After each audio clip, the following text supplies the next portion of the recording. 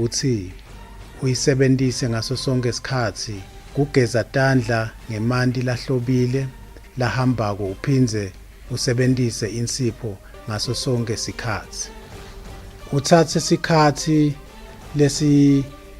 lesinganga 20 seconds kuya ku 40 seconds solo utigezisisa letandla noma ke usebenzise isanitizer nangabe emanti angekho dutane nawe. Litiko letempilo likanye namhlabuhlangene liluleka kakhulu sive ukuthi silandzele nati tinyathelo ukuze ukuthi tandla tihlale tigcinekile tihlobile ngaso sonke isikhathi. Kumele umandise tandla takho ngemanti lahambako ushikishe insipho etandleni takho. Yenda siqiniseko sekuthi ushikisha totimbili tandla ngalokwanele. Sandla sekudla sishikishe ngetulu kwesandla sesencele. Naso sesencele sishikishe sandla sesekudla. Utisebenzise totimbili tandla kuze kuthi ugezeke kahle ngalokuphelele. Ushikishe insipho emkhathini weminwe yakho netandla totimbili. Uchubeke ushikishe ngemuva kweminwe yakho kuto totimbili tandla. Chubeka ushikishe tithupa totimbili shengathi uyatishwila. Usebenzise iminwe yakho lesonzelene. Shikisha sandla emkhathini. Kubomake noma ke labo labanetingalo letinze kufanele bashikishe letingalo kuze kuthi emagciwane langabe ahleti khona nawo akhone kugezeka kahle ngalokuphelele. Utiya kade tandla ngemanti lahambako tesule tome tandla ngethishu noma ke ngendvangu lehlobile.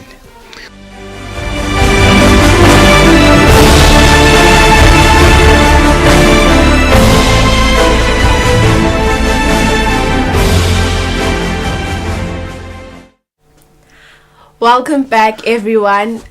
We apologize. We had technical difficulties, but do not worry. We are back and we are learning social studies for grade 7 learners with Miss Gugu Nhlego.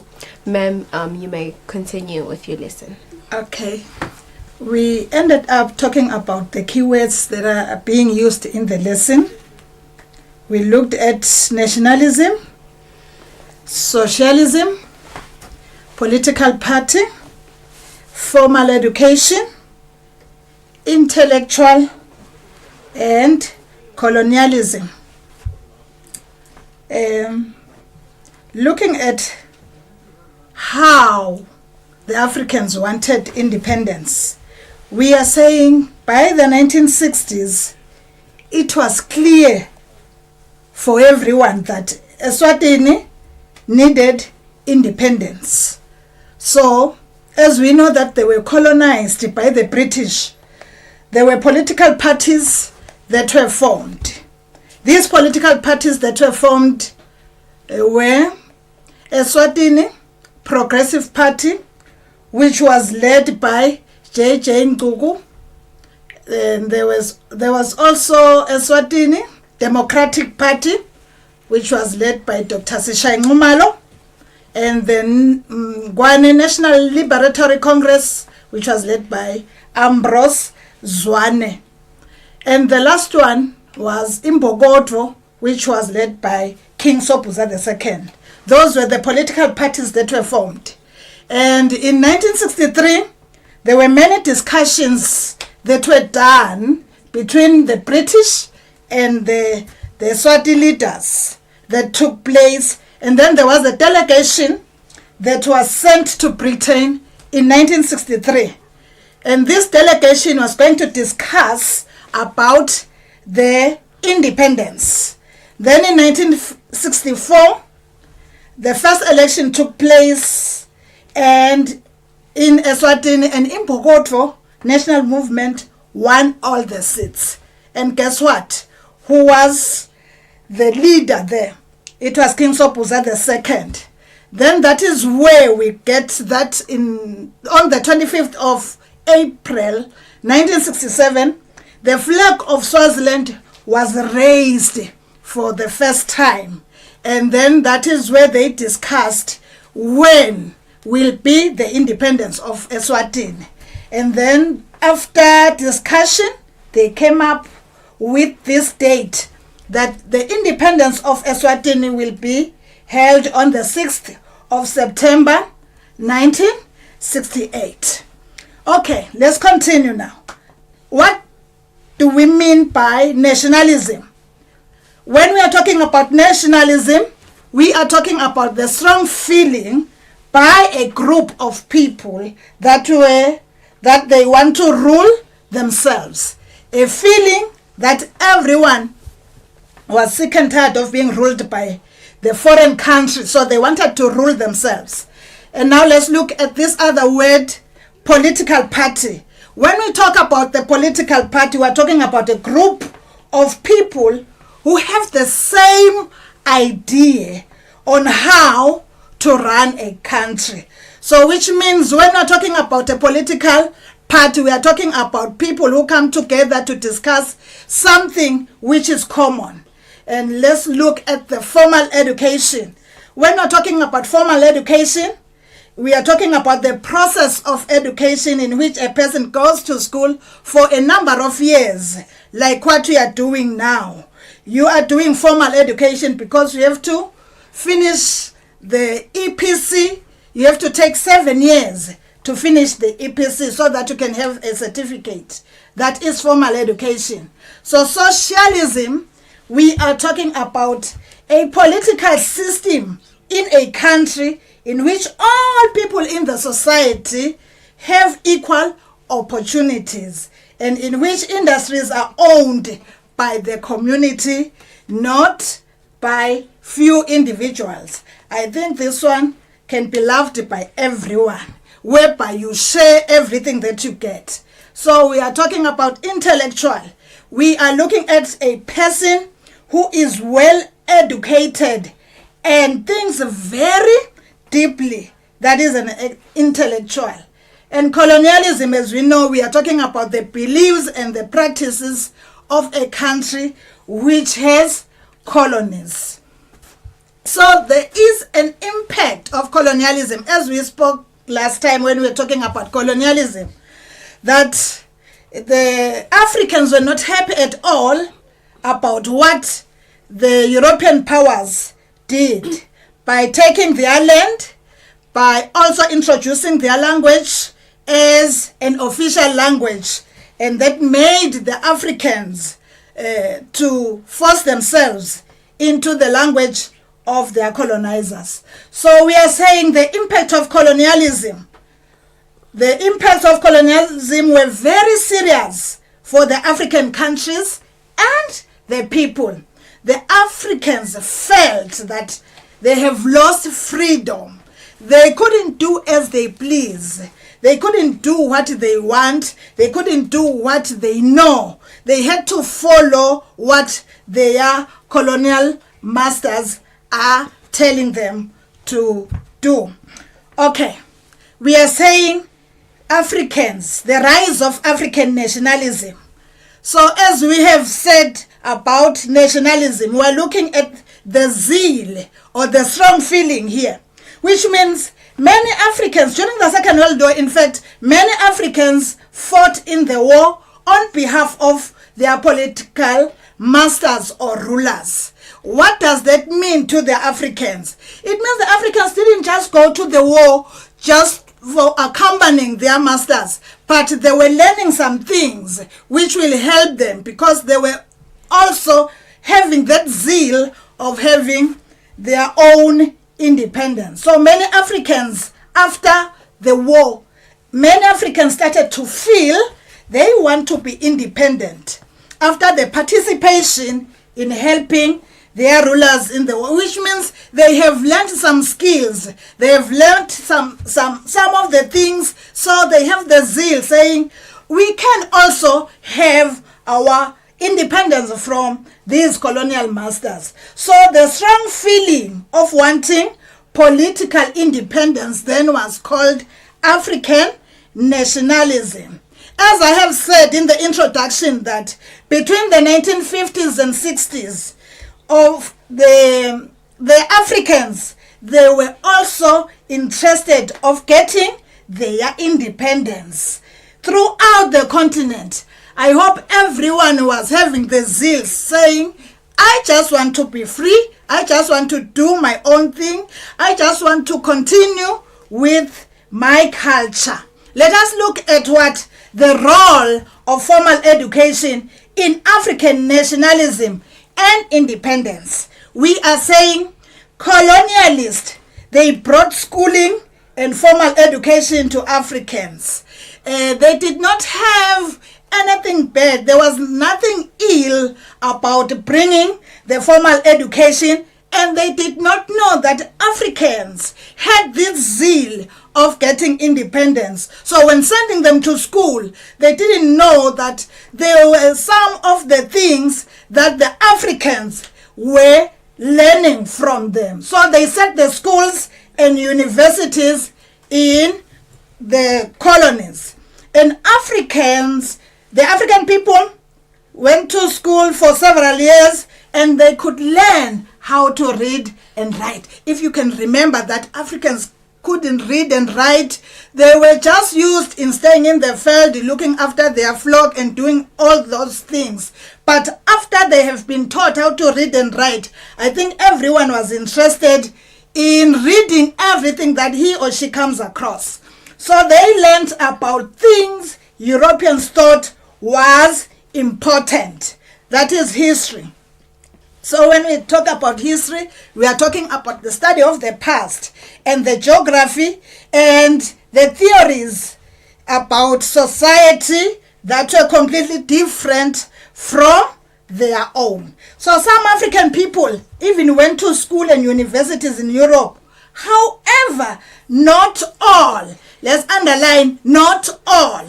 Some went to school, some did not go to school. They remained in the fields where they were working.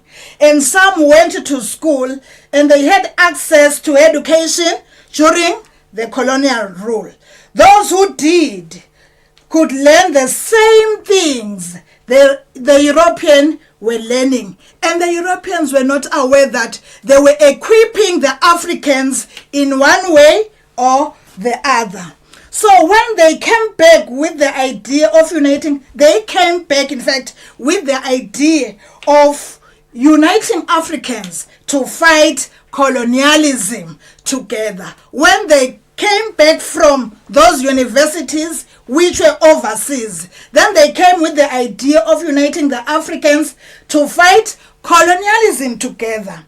So when the African students read about and met people like W.E.B. Du Bois and Leopold Senghor, they begin to think winning their countries back. So when we look at Du Bois was born 1868 and died in 1963. Who was this Du Bois? He was an African-American history professor, an intellectual, someone who is highly learned, who was involved in civil rights movement in America.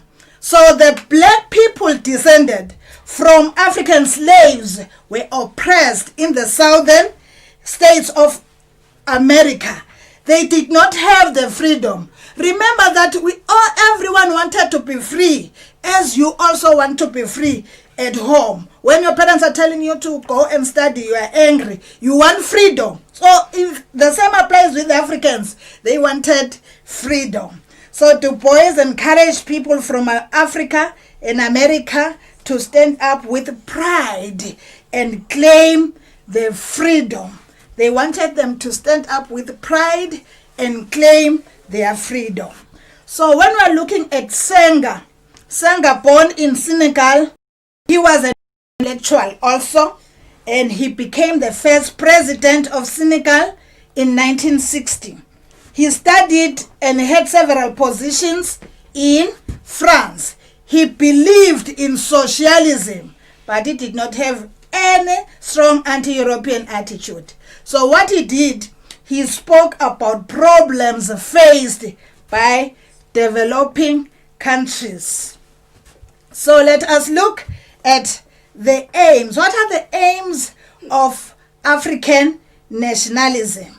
We are saying the aims of African nationalisms are to regain Africa for Africans. They wanted to get back Africa, as we spoke about in the Scramble for Africans, that a lot of the European powers came to Africa just to get a peace. That is why we say that it was known as the Scramble. When they wanted to have colonies in Africa, everybody wanted to get just a peace. Secondly, the second aim, they also wanted to gain freedom, and they wanted to be free from their colonial oppressors. As I said earlier on, that they were forced to do things which they did not want. So they wanted to gain the freedom from colonial oppressors. And they also wanted to get a pride for Africa, walking tall that you're an African, not to be ashamed of who you are. And also convince people at home in other countries that Europeans are not superior to Africans. And this should stick into our minds, that Europeans are not superior than Africans. So how now? As we are saying, the topic is saying Africans seeking for independence. How Africans became independent. During the 1950s and 60s, as we said, there was a strong move that made everyone not to sit and relax. Everyone was doing something. And then we are having these nationalists who became leaders, who were Africans, who were also having the zeal of getting the independence. So Africans challenged the colonial rule in the following different ways. The African people demanded a say in their affairs of their countries. How? They used newspapers, they used gazettes, and they used media. They wanted whatever they were saying to have a say in their lessons. Oh, interesting lesson, ma'am. But can we please take a 10-second break, and then we'll be back after that. Thank you. We'll be back after this.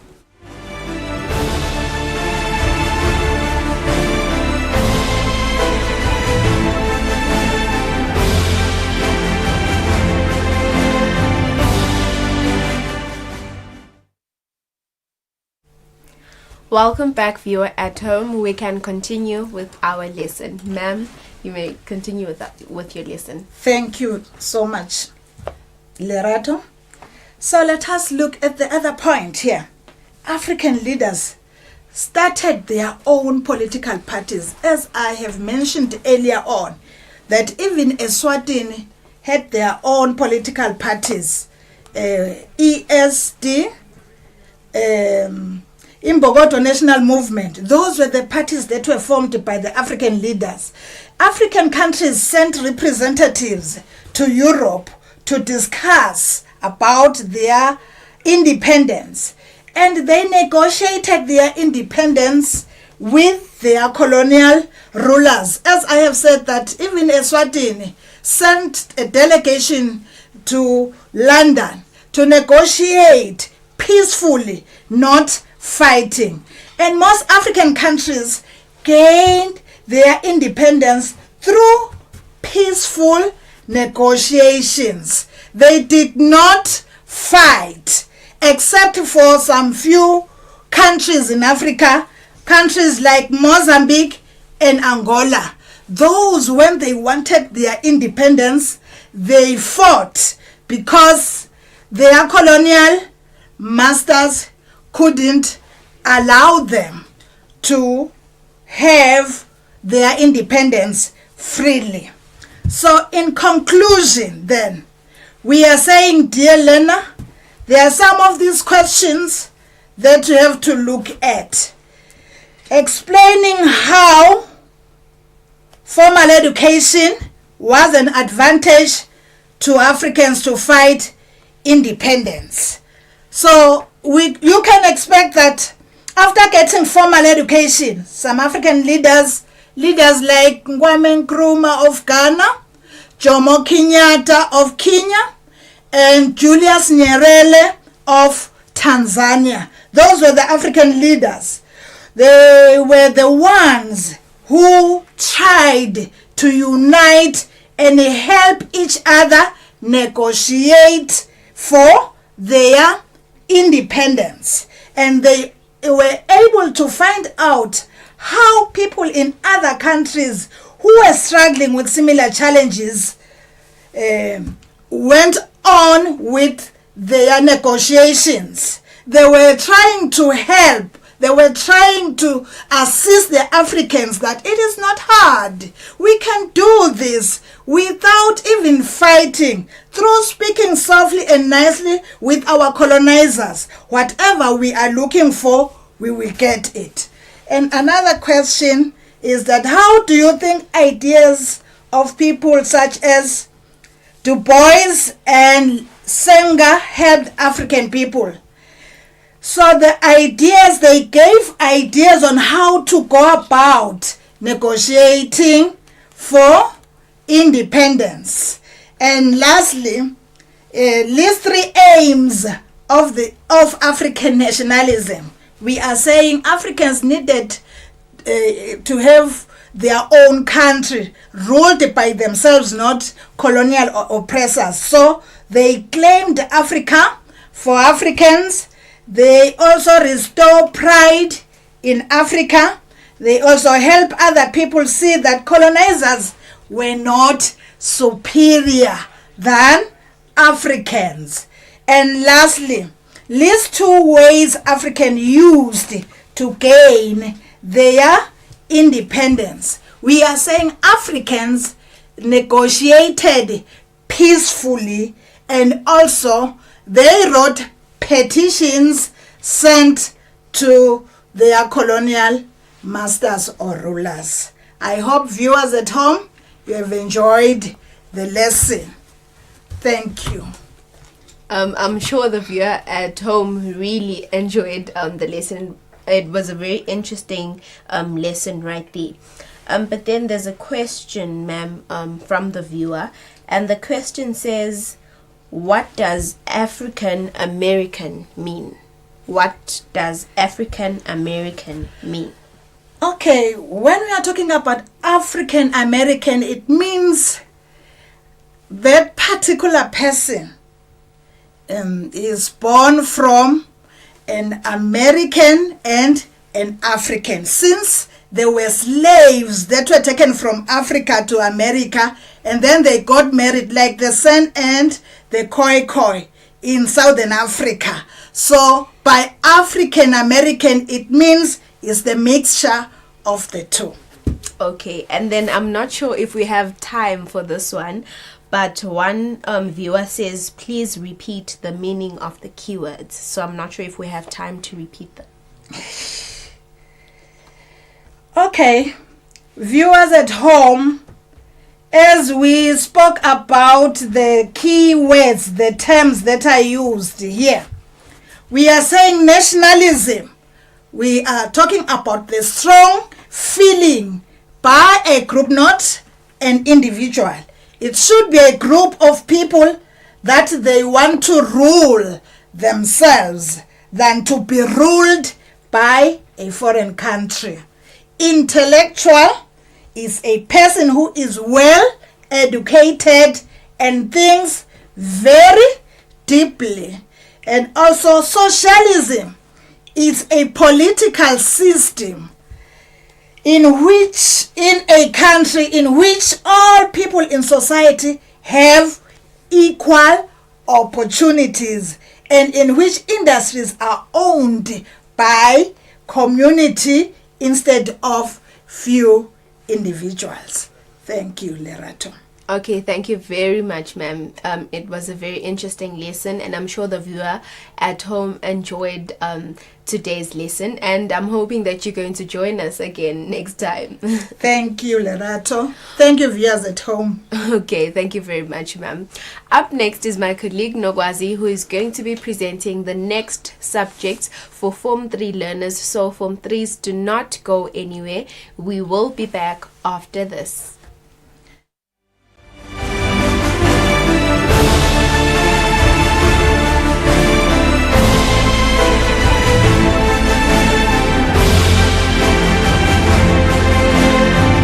Nine bekunene live laseswatini liyatimbandzakanya nemkhankaso welitiko letempilo namhlabuhlangene i-World Health Organization wekugcina tandla tihlantekile ngaso sonke isikhathi kuvikela kulomkhuhlane lokhona we-coronavirus.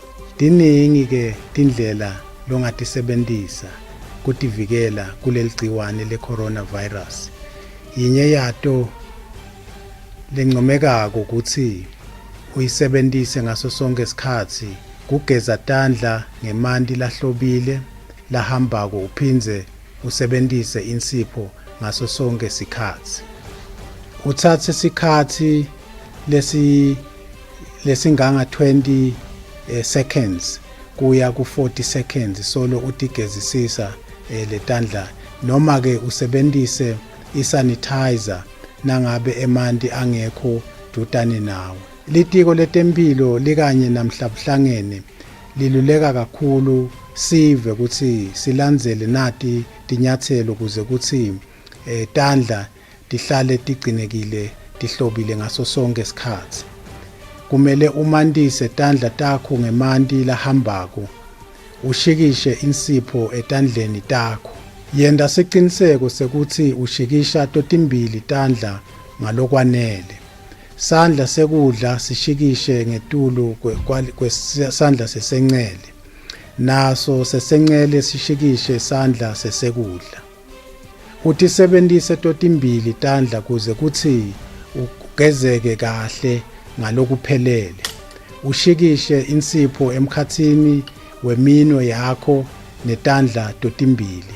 Uchubeke ushikishe ngemuva kweminwe yakho kuto totimbili tandla. Chubeka ushikishe tithupha totimbili shengathi uyatishwila.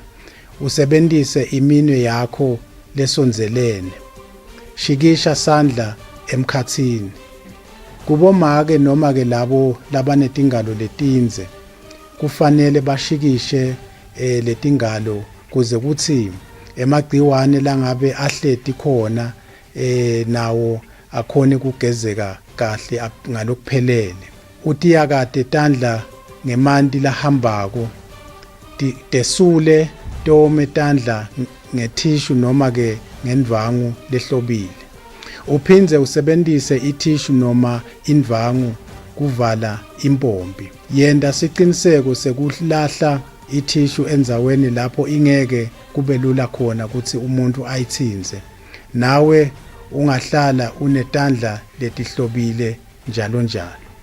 Nginxusa onke eMaswati ukuthi asukumele etulu sihlanganyele kulomkhankaso wekugcina tandla tihlantekile kuze kuthi sitawuvikela lesifo singasingeni kalula sisive. Siphindze sikhutsate bekunene ukuthi nebantwana labancane basitakale basitwe ngilabadzala ukuthi bagezisise tandla tabo tihlale tihlobile. Lokho kube ngumsebenzi wabo labadzala ukuhlala bahlobise abantwana babagezisise tandla kuze kuthi kungabi lula ukuthi abantwana bangenwe ngulomkhuhlane we-coronavirus. Kuhloba kwami impilo yami. Siyabonga.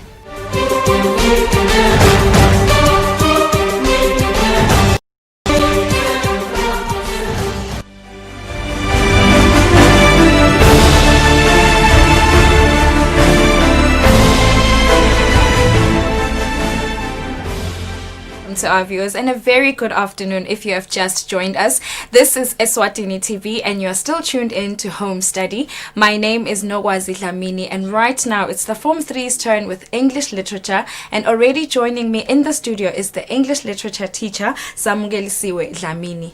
Samugelisiwe, how are you doing today? I'm well, Nkosi. How are you? I'm good, thank you very much. I understand today we're doing empathy questions.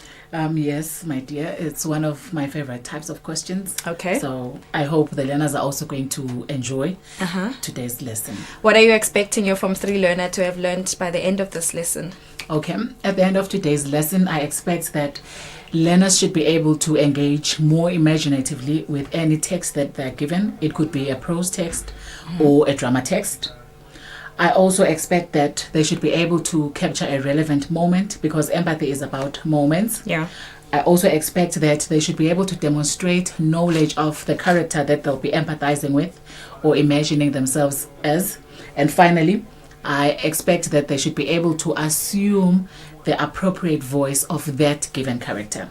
All right. Okay. Thank you very much for that, Samgelsiwe. And just to remind our Form 3 learners and our viewers back at home that we are live on YouTube and on Facebook. And if you have any questions, please feel free to use our WhatsApp number.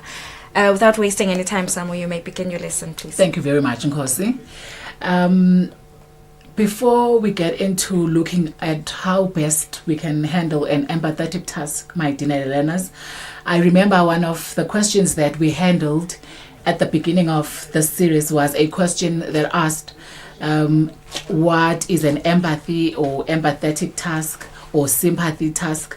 I remember that session very well. Hence, I decided we're going to begin today's lesson with looking at the difference between empathy and sympathy. We are going to look at the two so that we compare empathy versus sympathy, because I want the learners to clearly understand that there's a huge difference between the two, so that they do not confuse an empathy task with a question that is probably a passage based that requires that they show feelings of sympathy. But after today's lesson, I want us to have a clear distinction between the two. Let us begin with looking at what empathy is before we look at an empathetic task. What is empathy? If we're saying we're empathizing, what precisely are we doing? Okay?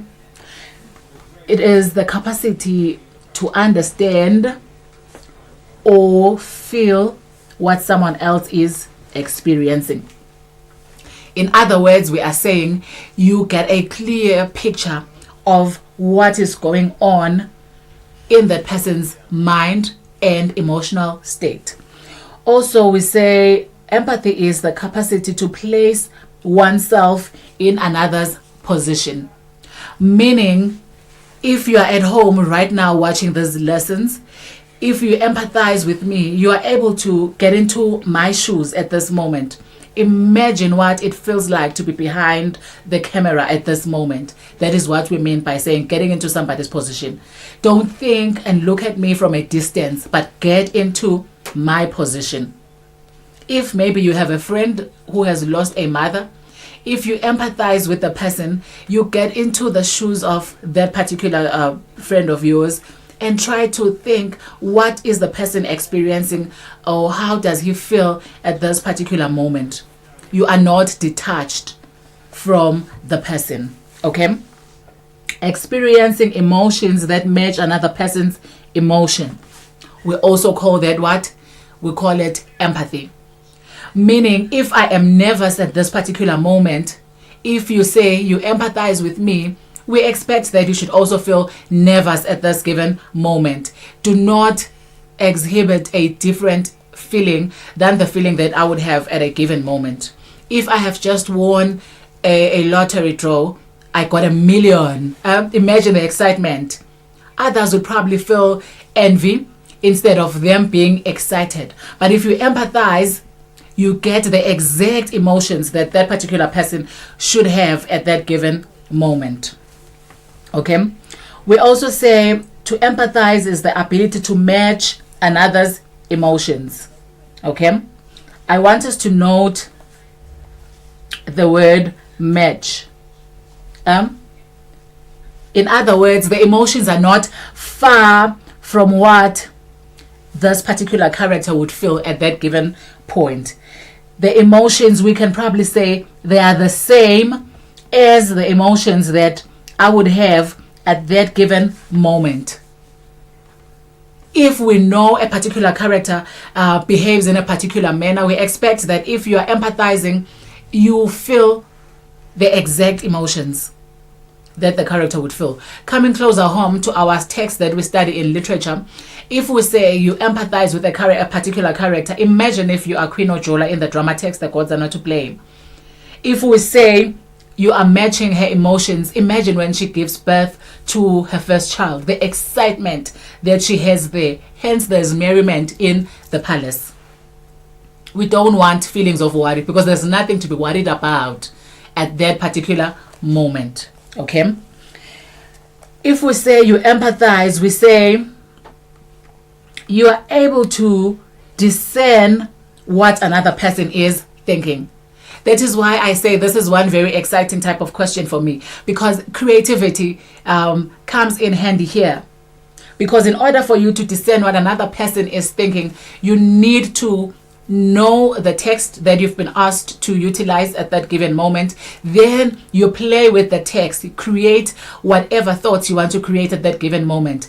Use it to your advantage, whichever way you want, but it should be in such a way that you are able to show us what this particular character would actually think at a given moment.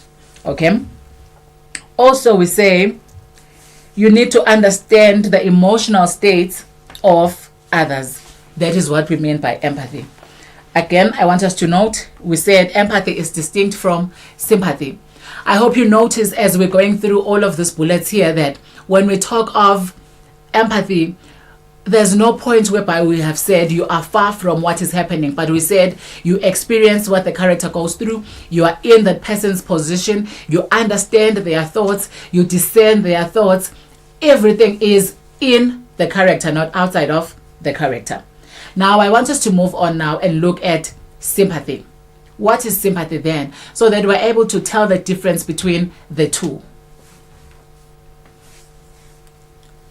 Sympathy is a feeling one feels towards others that might be in trouble or need help. I want us to note the word towards. It's feeling towards. It's a feeling that you have towards that given character. It is not your feeling as a character. That's the word that I want us to pay attention to. The feelings that you have towards. In other words, you are outside the character and now you are projecting your emotions towards that particular character. And most of the time, we sympathize with people who are in trouble or people who need help. Probably somebody has lost their money, we sympathize with that person. Somebody has lost a parent, we sympathize most of the time. Yet we expect that you should empathize. Empathy is very difficult for us as human beings. It's something we fail to exhibit on a daily basis. Yet it is important that we train ourselves to empathize with people so that instead of judging why a particular person did whatever they did, you can then reflect on the circumstances that informed the decisions that they took at a given moment. Okay? When we talk of sympathy, we are also talking about a feeling of sorrow for the misfortunes of. Again, I hope you notice, my dear learners, that all of these issues that we're discussing here when we're talking about sympathy are issues that are quite negative, sad, sorrowful, nothing exciting here. Yet, when you empathize, it could be in a positive moment or it could be in a sad moment. Hence, I want us to clearly have this picture of what sympathy, or create the distinction between sympathy and empathy. Okay? Sympathy can also be described as a feeling of sadness for unhappiness of others. In other words, you are affected by what happens in somebody else's life. Okay? It could also be a feeling of understanding and caring for someone else. It has nothing to do with getting into the character's shoes or understanding what is happening. You just feel sorry for the person. And you can even walk away after that. You look at their situation, shame no gwazi. She broke her leg, that's sad. And you move on, you continue with your life. And probably 2 minutes after that, you're even laughing. Hey, what was she even doing? Why was she even wearing the high heels? Hey, I've never seen her wearing high heels. You were sympathizing it 2 minutes ago. But if you empathize with this given character, you might find yourself troubled for an entire week. How best can I make sure her life is more comfortable? Because you understand, it's more like you are the one who has broken a leg. That is empathy. Okay. I want us to move a step further now and look at what then is this empathy task now. Okay. We are moving from describing these two words, but now we are moving into our context now as literature students. What is this task? What does it demand from us? We know we have the passage-based question. We know we also have the traditional essay. What is this empathy type of question now? Okay. Or as already mentioned, it is one of the 3 types of questions that we have in literature. It is basically designed to assess learners' understanding, that is key, and knowledge of characters and plot. Now, when we talk of characters, we are talking of personality traits, because what is going to help you do well when you are handling this task is the knowledge of the character. And for us to say you know a particular character, we are going to be able to determine that or assess that if you are able to demonstrate to us beyond reasonable doubt that you know this person's personality. If you've been asked to imagine yourself as Joanna in the Pell, for us to say you know you are Joanna, you know what Joanna does, you will be able to speak as this submissive Joanna that we see, as spineless, if we may call her, because there's nothing she can do without Kino. Even in the face of death, face of challenges, she's always hiding behind Kino. And if Kino says, remain behind, Joanna, while I try to come up with a plan, Joanna says, no ways, I'm not remaining behind without my husband. That's the type of woman that she is. So if we say you're able to empathize, you're able to write a good essay, we are actually going to be able to see you demonstrating to us how that particular character actually behaves, the things that the character does. That is what we refer to as character traits. We are also going to be assessed on the knowledge. There is no way, my dear learner, that you'll be able to create a good empathy task if you have no knowledge of the text. So this particular text type of question demands that our knowledge of the text should be in our fingertips. If you're not very sure of the text that you've been asked to utilize, I'd advise you shy away from that particular question. Okay. The empathy task also demands that learners place themselves in another's position. We've already highlighted that when we spoke about empathy. So we see now why we discuss empathy before we get into defining what this particular task is, because it demands that we get into the shoes of the given character. In other words, we think like that person would think, we feel the emotions that that particular person would feel at that given moment. Finally, this question tests learners' ability to match another's emotions. Okay? Hence, creating an essay in an appropriate or authentic voice. We are going to discuss authentic voice as we continue with our lesson, because in order for us to say we recognize this character, it will be because we can identify with something that you are saying in your essay, with whatever you are communicating to us in your essay. Then we can tell this is character X or this is character Y. Now, I wanted to render a song in today's lesson, but it looks like my voice is giving me problems. Because I wanted learners to get a feel of what to empathize is. because I wanted to sing a song whereby I mimic a particular artist, and then I would have loved my learners to guess the artist that I was mimicking is. Unfortunately, my voice has deprived us of that exciting part of our lesson today. Because in order for us to say it's character X or it's character Y, we need to see the authentic voice. The words that the person uses should be the words that the character is likely to use. I am sure right now learners can already imagine or picture some characters that they love emulating, which is what is required when you empathize or when you write an empathetic task. Okay. How then can we best handle an empathetic task? What is the starting point? The starting point for us is to capture the relevant moment. Relevant. Very important for us to mark that word. Not just any moment. A question is going to normally direct you to a particular part in the story. You are going to be told, for instance, imagine you are character X. Maybe imagine you are the man with an ugly wife at the end of the story. Then you are told, write your thoughts. So you are given a particular moment. You are not just told you can be the man with an ugly wife anywhere in the story, but you are given a particular moment. So for us to say you have written a good essay, you need to be able to capture the moment. In other words, show us what explicitly happens in this moment. So in order for you to be able to do that, you need to show knowledge of the moment by showcasing details on the said incident. If, for instance, we look at the examples that I have here, you are Kino, okay, after planning to run away from the trackers.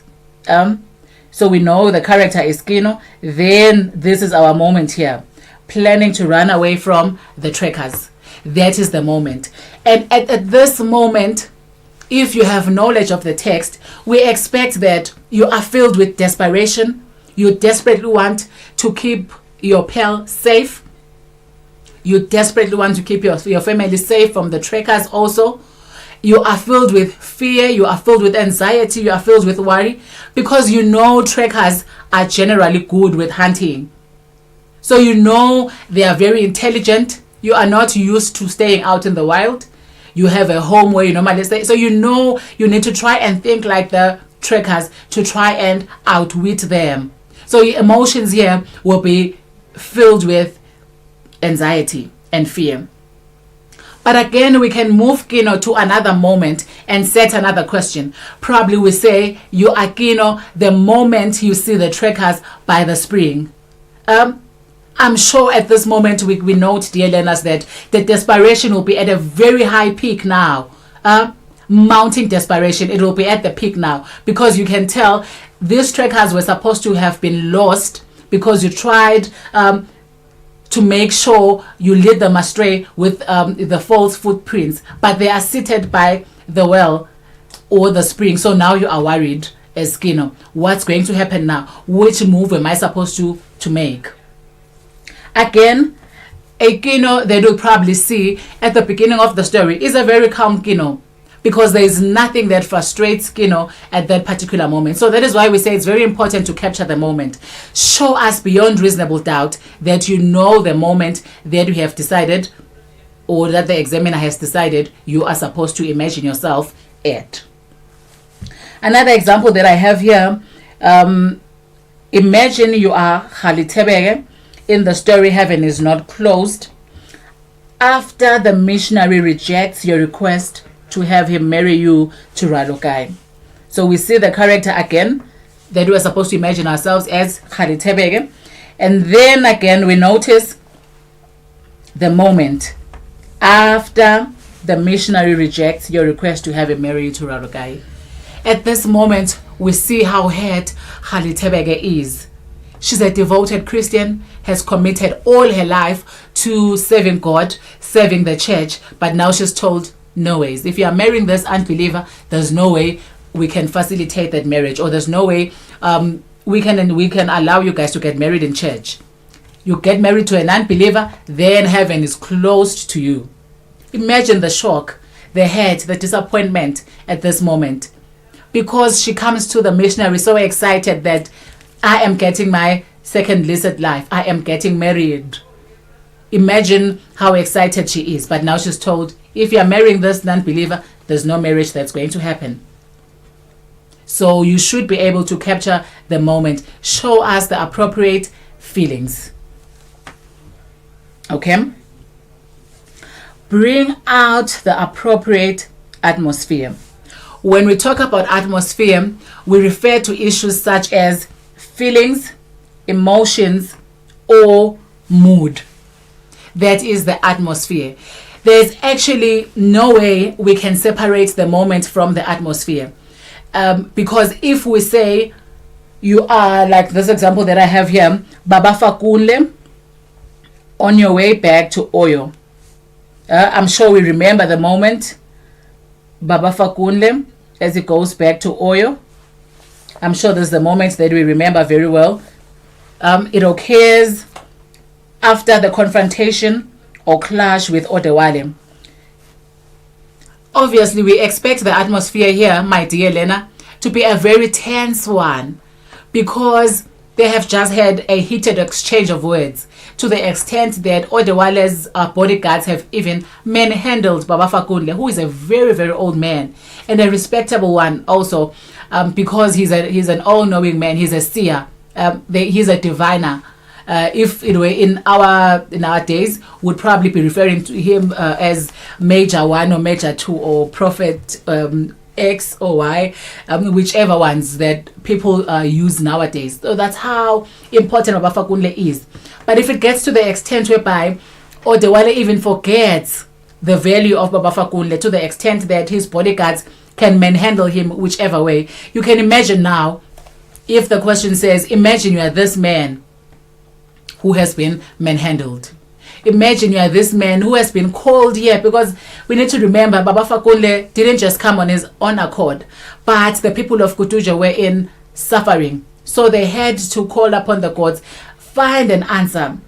He's been called, but what happens instead? He's ill-treated instead of being handled with care. So you can imagine on his way back now, as he leaves the village of Kutuja, he's not excited about anything. But we know very well the atmosphere here is very tense. He should be seething in anger. He should be seething in anger. We don't expect to see a calm Baba Fakunle here. After the accusations that have been leveled, or rather that have been leveled at him. Okay? Atmosphere is very important. We also say thoughts should be in the appropriate voice for the character. We mentioned this one earlier on. We also said it should be an authentic voice, appropriate voice. In other words, the words or phrases that have been used should be words or phrases that are unique to that given character. Okay, let's look at the example that I have here. We expect in our example that we see Baba Fakunle. Okay, we want to see his voice reveal anger. We want to see his all-knowing attributes being revealed to us here. We expect to see him probably even cursing Odewale, because he knows very well that this is the very boy whom I was present when he was born. But he doesn't know all about that. So as he walks back to Oyo, we want to see the anger or rather we want to hear the anger in the choice of words that he has probably used. We don't expect to see Baba Fakunle at this moment who sympathizes with Odewale, Baba Fakunle at this moment who justifies the behavior that Odewale has exhibited at this moment, probably understanding, showing some sort of understanding at this given moment. Okay? Nogwazi, do we have any questions before we continue? No, we don't have any questions at the moment. Okay. Also, I want us to note that As we engage with the empathy task, okay, as we engage with the empathy task, it's important that as we imagine ourselves as that particular character, we raise issues that are relevant or that are in line with what happens in the story or play. Please note again, we have story or play there because we do not have the empathy task for our section B, which is poetry. We only have empathy type of questions for prose or drama. We do not want to see a character that has thoughts that are not connected to what we see in the story. That is why we said it's important that you thoroughly go through the text, know all the text that you study, so that whatever question is thrown at you, you are able to refer to the incidents that we see happening in the story. In as much as we say this is a creative task, but unlike your narrative essay, whereby you can create any type of story that you want, here your creativity should be informed by what happens in the story. Okay? Now, I want us to also note that there's a very thin line separating thoughts and feelings. Therefore, the feelings are going to be a dominant feature here. Whether they are stated explicitly or captured through the choice of words, we want to see feelings as you write your thoughts. It's very important, learners, that we understand that there is no way you can think without showing us any form of emotion. What you think is basically informed by how you feel at that particular moment. That is why we said it's important that you begin by capturing the moment, because that is what is going to inform the emotions that are going to dominate in the essay. If, for instance, you are Queen Ojola, the moment you discover you had been married to your son and you've given him children, imagine the shock, the embarrassment that she feels at that moment. So we expect that the character is going to capture those emotions here. Now, when we say the emotions can be explicitly given to us, or they can be captured through the choice of words, we are saying you can clearly tell us, I feel angry, or you can just use words that are going to show that you feel angry at that given moment. Okay. Now let us look at some tips on writing great essays. I know some learners decide not to choose a particular type of question because they feel it's a difficult question to handle. But I believe that after today's lesson, every learner is going to have a walk in the park with regards to the empathy task. Okay? Now, the first tip that we'll look at is select an empathy task only when and if you are sure of the given moment and character. If you are not sure who you are supposed to imagine yourself as, or you are not sure which part of the story you are at, then please do not choose the question. Just quickly jump over to the other section so that you look at the other type of question that you can probably choose. Remember, the empathy task is not compulsory like the passage-based, which we discussed earlier on. But I feel there's a type of question that we can always scoop a maximum marks if we handle it appropriately. Okay. We also said creativity should be informed by the context of the text. Content of the text. In other words, the details or the events or the different scenes that we see in the story. Do not stray and imagine, if I was the one in her shoes, this is how I would do things. That is not what we want. And that is why I normally say to learners, avoid using the phrases, if I were, because the question says you are. Okay? So be that particular person. Don't invent somebody else. Okay? Another tip, in as much as we say this essay is predominantly in the past tense, it is important to begin by reacting to the given moment and concluding by imagining the future to show flair. If, for instance, you are Hlengiwe in the bus conductor after being almost raped by Mabegzo, you are obviously going to begin by expressing your disgust, your shock, your anger at almost being raped by Mabegzo at that particular moment. You are probably even going to look back, reflect, go back in time, thinking about some of the issues that have happened. You think about probably how much you have tried to run away from this boy, from this bus conductor. You are even walking between the gullies now because you decided, I don't want to be troubled by Mabegzo, but here he is showing up now. You look back at a lot of things that have happened, but we also expect that you are supposed to think about the future also. Remember, at that particular moment, a storm is approaching. So we expect you are going to be a bit concerned. What's going to happen to him now? Is he going to come after you? Is he going to be struck by lightning? Or probably is the lightning going to be followed by rain, and then he's going to get lost? He won't be able to come after you. Think about what is going to happen after that given moment. That is a way of showing flair. Showcase your skills, showcase your abilities as a learner. It is also important to determine the type of question. Is it reflective or speculative? As we conclude, I want us to pay attention to this too. It is important to check, is the question reflective? Am I supposed to look back at what happened, like the example that I've just given now? Or is it speculative, like the example I gave earlier, whereby you imagine yourself as Baba Fakunle on your way back to Oyo? I hope, my dear learners, we had a wonderful time. I hope we learned a few things today about how best we can handle the empathy task. Nogwazi. Thank you very much, Samu, for that lesson. We're looking forward to seeing you again for another English literature lesson.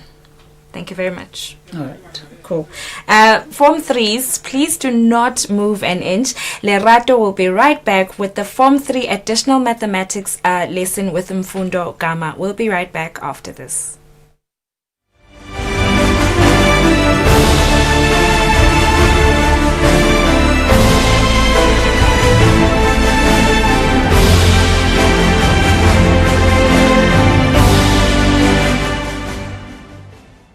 The basic protective measures against the new coronavirus.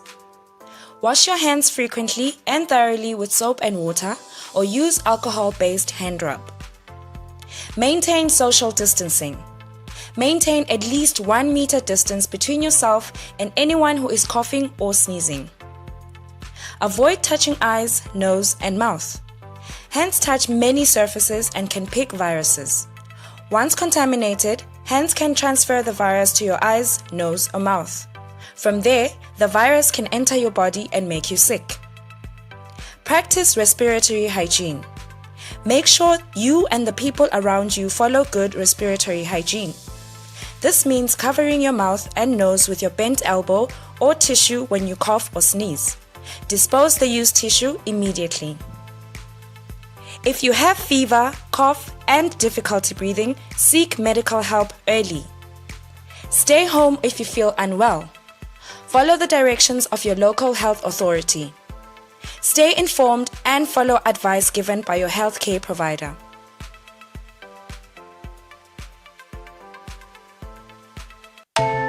Why is hand washing with soap effective against COVID-19? The coronavirus is too small to see, but is covered with little spikes that stick tightly to the natural greases on your skin. It gets on your skin by someone with COVID-19 coughing or sneezing nearby you, or by you touching an unclean surface where the virus can stay active for up to several days. But washing hands thoroughly with soap for 20 seconds is highly effective against the virus. Soap loosens the grip of the virus on the skin and destroys the outer layer of the virus, pulling it apart. This means the virus loses its power to infect people. Washing your hands well with soap means you can destroy or remove the virus and wash it away before it has the chance to infect you or your family. By washing hands with soap and water, people protect themselves, their loved ones, family, and the community. By acting together, we can help stop the spread of coronavirus.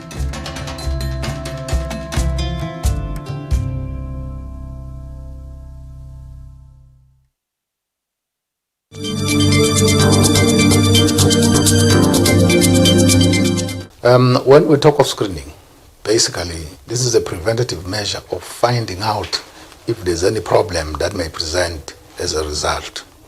So when you screen, you're trying to find out whether it exists or not, the problem. So in our case, the idea of screening is to ensure that everyone does not present with high temperature. So anyone who's presenting with higher temperature than usual is then picked up, and then from then on you'll then be tested to make sure that you have the virus or not. That is the main difference.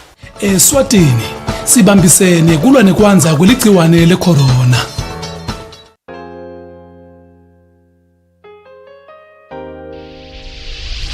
Lona ngulezinkosi indvuna yetempilo. Lamuhla ngiyachubeka ngosata sivyo sigeze tandla ngemanti lahlobile nesipho. Noma ngiyiphi isipho lekhona ekhaya. Geze tandla takho.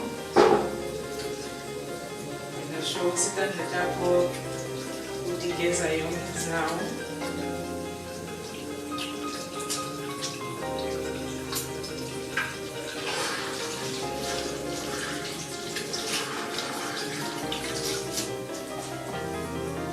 Wasule tandla bese uthatha lolo suka ngako uvale imbomo.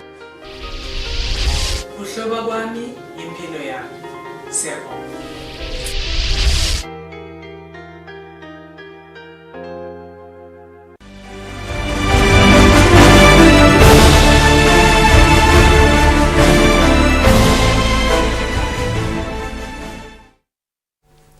Welcome back, Form 3s. We are on the third subject for today and we are learning additional mathematics with Mr. Mfundo Gama.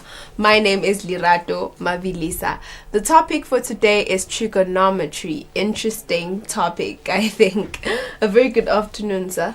Afternoon, Lirato. How are you? I'm good, and how are you? I'm alright. So today's topic is trigonometry. What would you expect the learner at home to have learned by the end of the lesson? Okay, so let us see at the end of today's lesson, you should be able to use Pythagoras theorem to calculate the length of a side in a right-angled triangle, and also use the trigonometry ratios, that is sine, cosine, tangent, to calculate a size of an unknown acute angle in a right-angled triangle. So that is what we'll be looking with the students today. Oh, okay. Thank you very much, sir. Without wasting any time, you may begin your lesson. Okay, thank you, Lerato. Welcome, viewers at home. Like I have just said, that today we'll be looking at trigonometry. We'll be looking at how to calculate a length of an unknown side, and also a size of an unknown acute angle in a right-angled triangle. So what will be important today, firstly, are the formulas that we are going to rely on, or the formulas that we are going to look or use in these calculations. So our applicable formulas that we are going to use in the calculations, we are going to use the Pythagoras formula or Pythagoras theorem. We are going to use the trigonometry ratios, that is sine, cosine, and tangent. So what is important here, it must be that understand when and how to use each of the formulas. So which are the formulas mentioned above. So that one is so important when it comes to trigonometry. So each formula, you are supposed to understand how to use it, and also when that formula is being applied. So let's start by looking at the first one, which is Pythagoras. So the first thing that learners, you are supposed to understand with Pythagoras, it is that Pythagoras is applied only in a triangle, which must be a right-angled triangle. So it must be not isosceles, it must be not scalene, it must be not equilateral, but it's supposed to be only in a right-angled triangle. But before we look at that formula, which is the Pythagoras formula, let's start by mentioning or naming the sides of the right-angled triangle. So we have got the longest side here, which is the hypotenuse side. So I have named it as H. And then we have got two shorter sides. So the first one I have named it as Y. The other one is named as X. So those are the three sides which are in a right-angled triangle. So, and we are going to use these sides to come out with the Pythagoras formula. So how can we go about doing that one? So firstly, we are supposed to understand that this mathematician by the name of Pythagoras discovered that in a right-angled triangle, we can be able to build some squares which must be along the sides of the triangle. So as you can see here, I have the first square, the second square, and then also the third square. So for each square, we can calculate using the sides. We can calculate the areas of those squares. For this first one, I can say it is going to be side H times H, which must give us H squared. And then for this small one, it is going to be side Y times Y, giving us Y squared. And then for this other one, it's going to be side times X, X also. So what we can see here, the areas of the squares.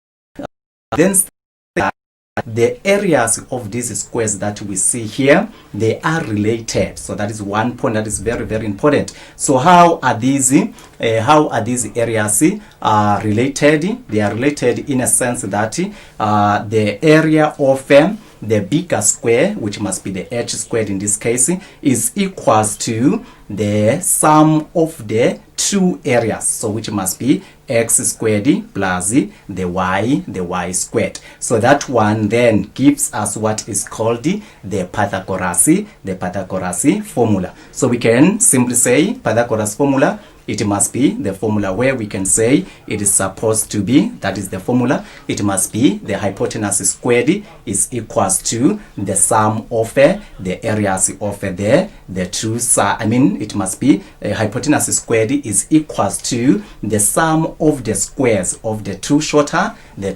sides, which must be X squared together with the Y squared.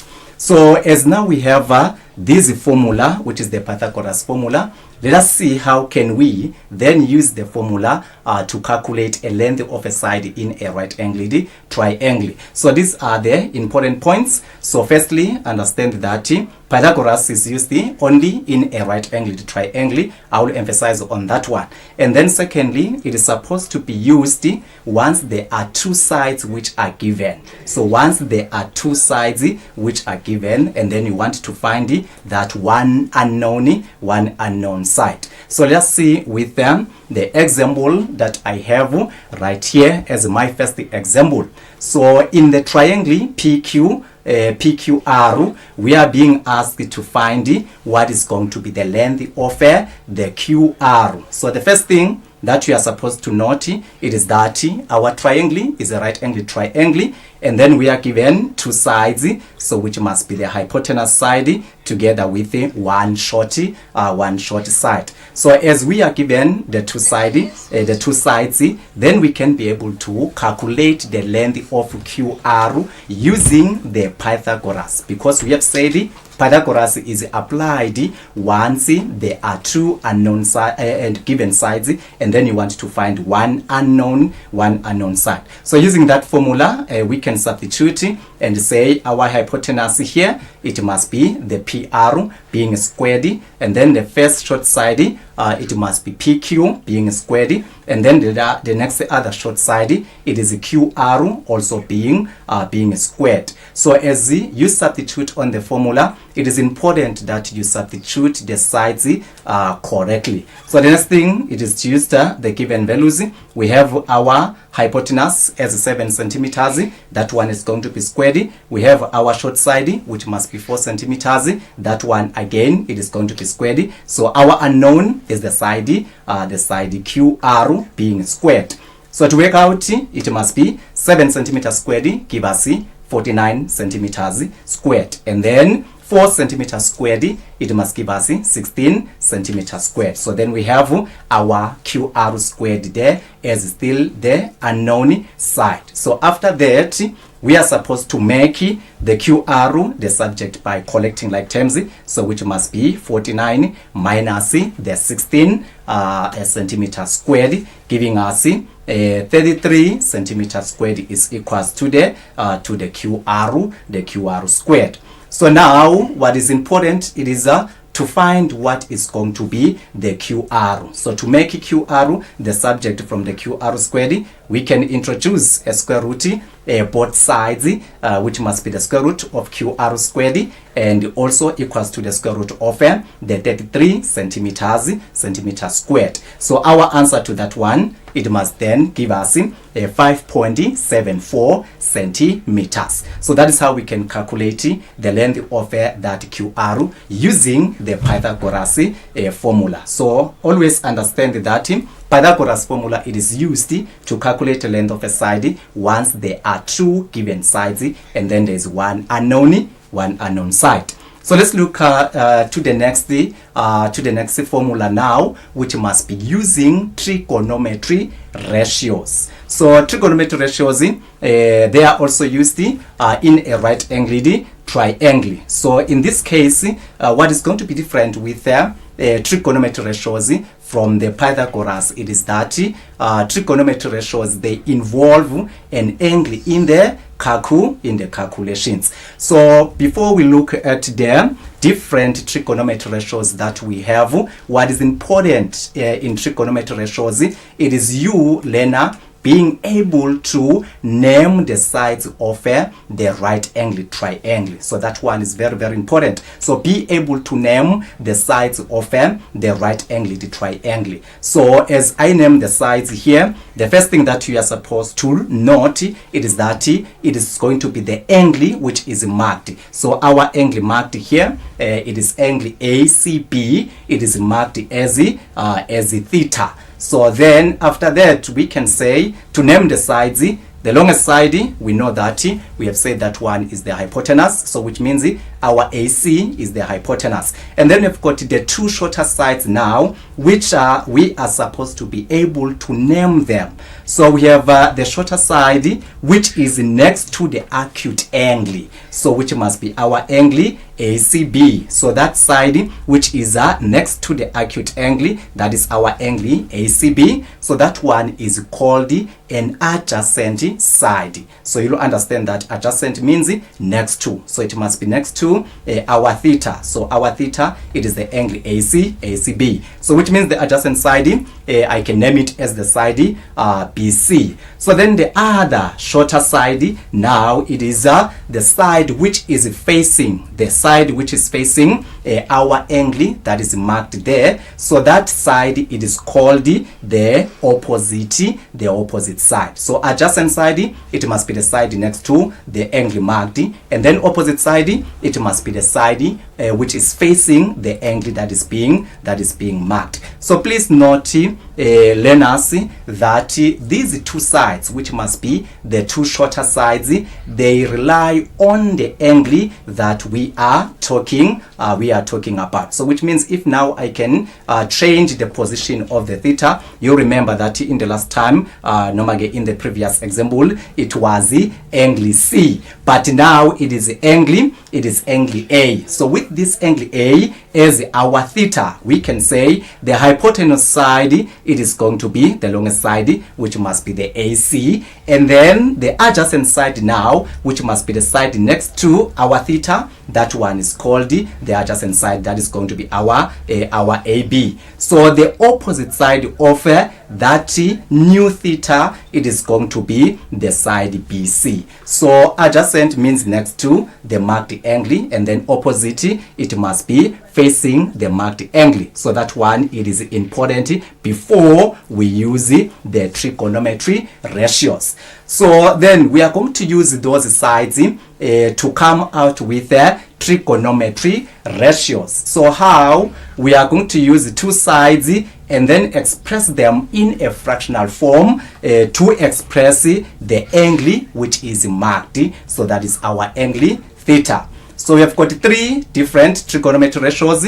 So these are sine, cosine, and then also it is a tangent. So let's look at each of these trigonometry ratios, that how do they use the two sides. So we are saying each trigonometry ratio, it is supposed to use two sides. So let's look at them, how they use the two sides corresponding to that angle which is being marked. So the first one to look at, it is a sine ratio. So what is a sine ratio? Sine ratio states that sine of this angle which is marked, that is our angle theta, it is given as a fraction. It is going to be the opposite side, and then over there the hypotenuse side, so which must be then abbreviated as so. So where our so, it must be S stand for sine, and then O stand for opposite, and then H is stand for the hypotenuse. So which means sine theta is equals to the opposite side over there, hypotenuse side.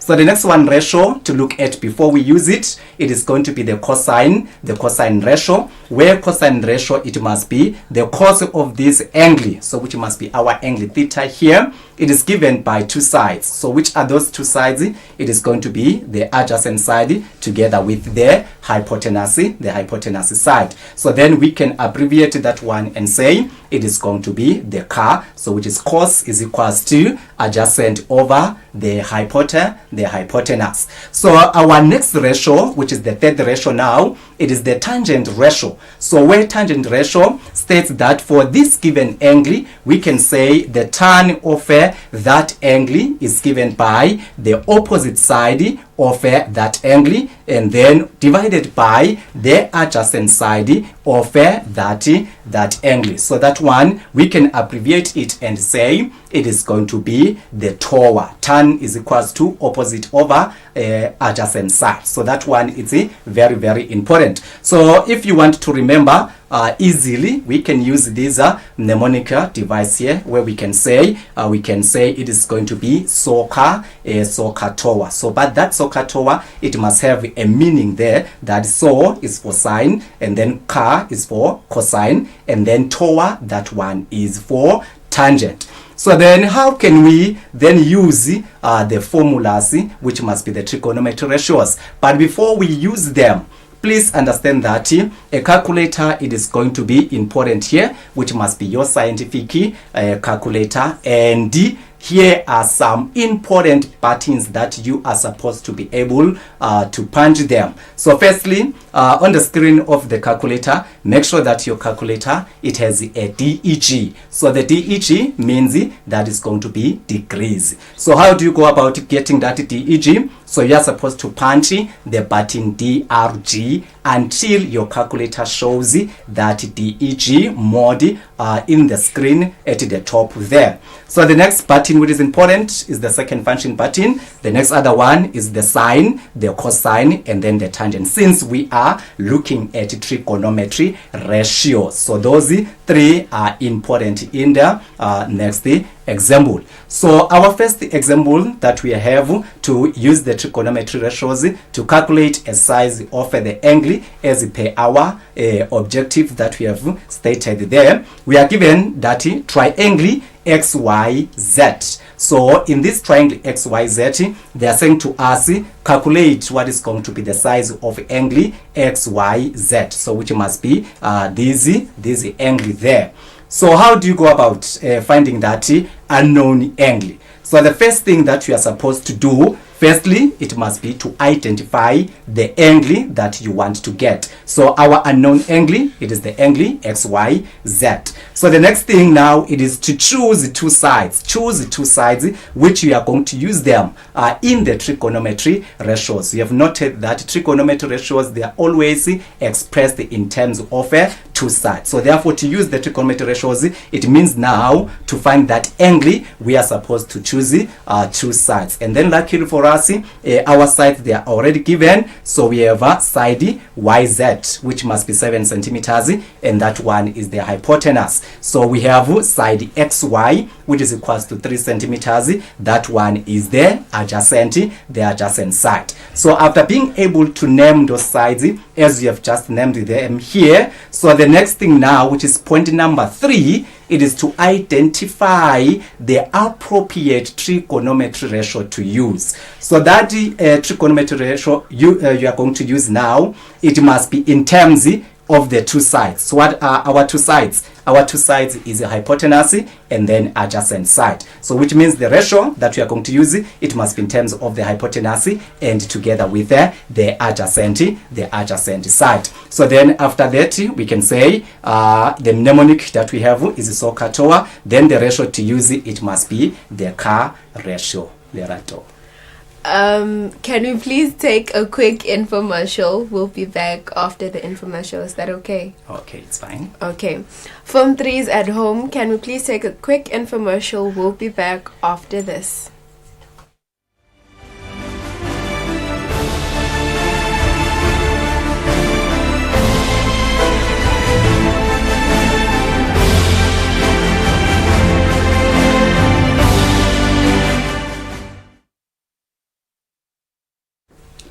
Welcome back, Form 3s. We are on the third subject for the day, and it is additional mathematics. Sir, you may continue with your trigonometry lesson. Thank you, Lerato. Let us welcome back.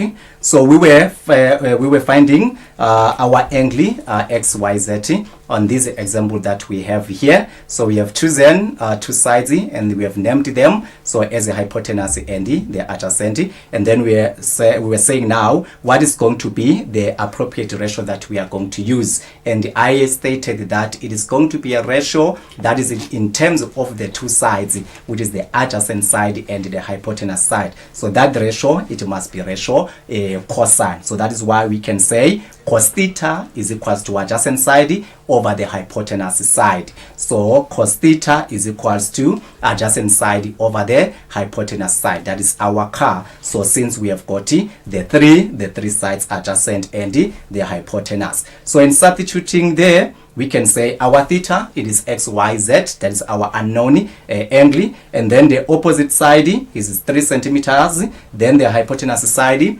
is 7 centimeters. So to work out, we can say cos XYZ is equals to 3 divided by the 7. Using your calculator, you are going to get this decimal here. So then what is important now after getting that decimal, it is to convert that decimal to an angle. So and also to make the XYZ, which is our unknown angle, to be there, to be the subject. So how do you go about converting that decimal to an angle? So the first thing that we are supposed to be sure of, it must be that your calculator shows the DEG mode. So once you are sure of that one, then here are the steps which you are supposed to be able to follow them so that that decimal can be converted to an angle. So the first one, it is to punch the second function. You remember that second function I have said this is the orange button there. In some other calculators,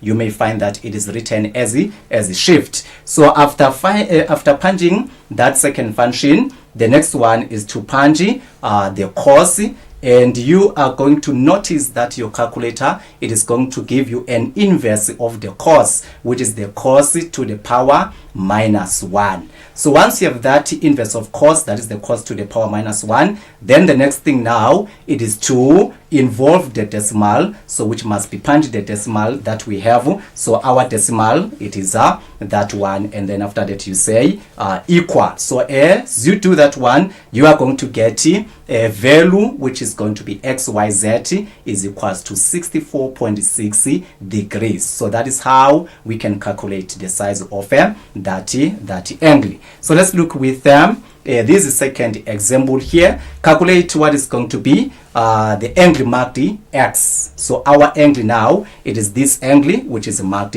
X, so which is going to be our unknown angle. So then to find it, we have said firstly, you are supposed to identify the angle that you want to get. So we have identified it there, which is our angle theta, that is going to be our X. So the next thing, which is step number 2, it is now to choose two sides and name them. So choose two sides and name them. So our two sides that we have here, the first one is the 4 centimeters side, that is going to be the hypotenuse. The other one is the 3 centimeter side, that one is the opposite side. So as we have those two sides, the next important thing now is to choose the appropriate trigonometry ratio, that is identify the appropriate trigonometry ratio that is going to be in terms of the hypotenuse and the opposite, because those are our two sides. So with the mnemonic that we have,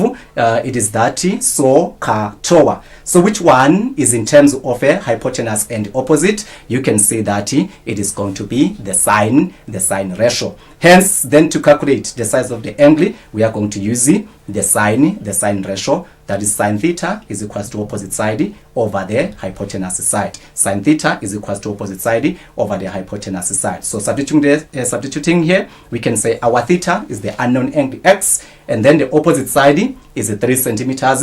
The hypotenuse side, that one is 4 centimeters. So to work out this fraction, we can say 3 divided by 4, that is going to be equals to 0.75. So what is important now, it is to make X the subject, and also to convert the decimal 0.75 to an angle. So our steps being repeated, we can say, firstly, make sure that your calculator is in the DG mode, and then after that, you punch second function, and our ratio, it is the sine, so which means you are going to punch sine. What you are going to observe, you are going to see sine to the power -1, so which must be the inverse of the sine. So after that, you introduce the decimal 0.75, you say equal, what we are going to get there, it is going to be a size of an angle 48.6 degrees. So making sure that your answer is in 1 decimal place. So the next example here, it is a triangle ACB. So in this triangle ACB, which is a right angle triangle, we are being asked to find what is going to be the size of angle BAC. So I have marked that angle BAC as our unknown angle. So as we want to find the size of that one, remember we are going to use two sides. As we choose those two sides, you are supposed to describe them, name them. So as I name them, the side AB, so that one, it is going to be side adjacent to our unknown angle. And then we have got side BC, so that one, it is going to be 10 centimeters, and it is called the opposite side of that unknown angle. So after that, we have to identify the appropriate ratio to use.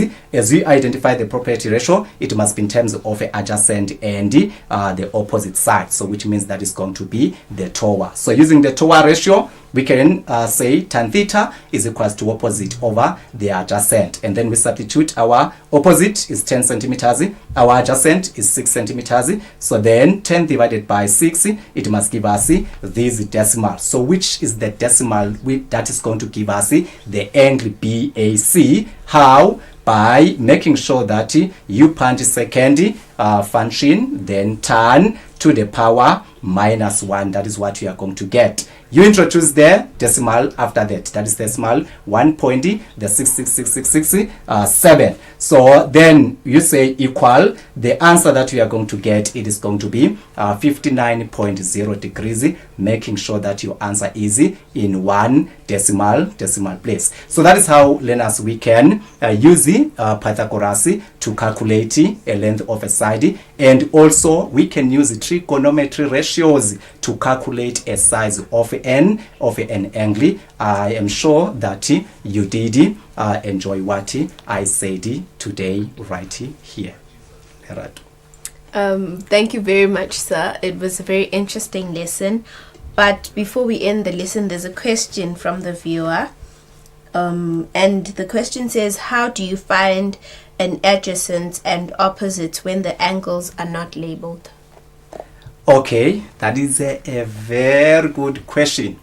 So I will take it from the Pythagoras. So learners, you are supposed to note that when we were talking about Pythagoras, there was no angle, that is an acute angle, that was marked there. So if I can quickly go to that one. So we have our triangle, which is this triangle here. So as we have this triangle here, you can see that there's no acute angle that is being marked. So if there's no acute angle that is being marked, so you don't talk about adjacent, you don't talk about opposite. So I have said the word adjacent, it means it must be next to an acute angle. So as there are no acute angles that are being marked in this triangle, so it means we cannot talk about adjacent and opposite, as we have said with Pythagoras. So as I was teaching Pythagoras, I didn't talk about adjacent and opposite. But with the trigonometry ratios, since now there's an angle that is being involved, if I can quickly go to that one. So as now there's an angle that is being involved, so which must be the angle theta. So that is where now we can talk about opposite and then adjacent. Opposite means facing the angle we are talking about, and then adjacent means next to the angle we are talking about. Okay, thank you very much. It was a very interesting lesson. We're hoping to see you again. Okay, thank you very much, Lerato. Okay, up next is my colleague Nogwazi Dlamini, who is going to be presenting the Form 5 subject. So, Form 5s, do not go anywhere. We will be back after this. ShopRite has always been here for you, and our promise to bring you low prices on what you need most will never change. Get any 2 packs of 1 kg Right Brand porridge, only 20 emalangeni, and 750 grams Right Brand mayonnaise, just $18.99. Only at ShopRite. In these tough times, we're still here for you with our Spa Winner Car competition. Get Nestle Cremora for only $29.99 and 2-liter liquid food, also for just $29.99. Any participating product you buy is another entry to win a Hyundai Grand i10 when you swipe your Spa Rewards card. Spa, always here for you. Ligciwane le corona lincane kakhulu, angeke ulibone ngemehlo enyama. Kuze liphile lidinga kunamathela kubantu. Leli gciwane lingena melula emphumulweni, emlonyeni kanye nasemehlweni. Ligciwane le corona alikhethi, lingesuka kithi thine bantfana liye kubatali kanye nabothishela. Lisengesuka kubo litekithi. Indlela yekulimisa leli gciwane kulivimba kuthi lisuke kulomunye liye kulomunye. Uma umuntu athimula noma akhwehlela, leli gciwane lihamba kanye nalamathonsi laphuma kuloyo muntu. Uma uthinta lapho athimulele noma akhwehlelele khona, uyalibutha leli gciwane. Uma ke uthinta impumulo, umlomo noma emehlo, livele lingene kuwe.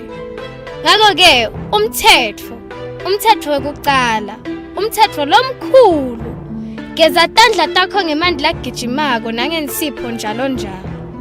Uma uthimula, thimulela engcoseni yakho.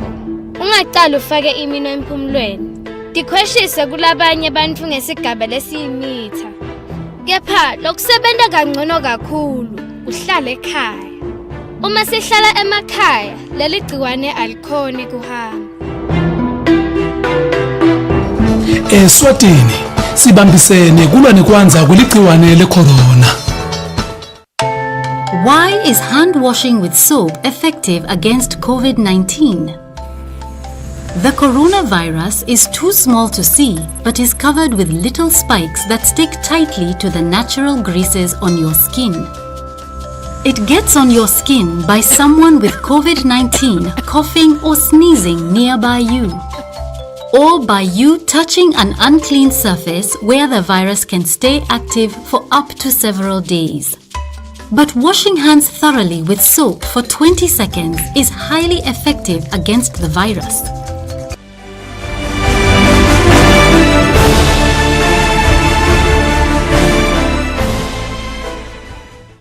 Welcome back to our viewers, and a very good afternoon if you have just joined us. My name is Nogwazitla Mini, and you are still tuned in to Eswatini TV, and this is Home Study. We are doing Form 5 Religious Education right now with Mpumelelo Dlamini. Also joining me in the studio are our sign language interpreters, Linda Mamba and Nompumelelo Hatebe. How are you doing today, Mpumelelo? I'm very well, Nogwazi. How are you? I'm good, thank you very much. Today we're doing Stephen's defense speech, right? Yes. Without wasting any time, please may you begin your lesson. Okay, a very good afternoon once again, Form 5s. Please make sure that your RSV Bible is with you, and please keep them opened in chapter 7. We're going to be focusing in verses 1 up to verses 53. So that's a very long speech.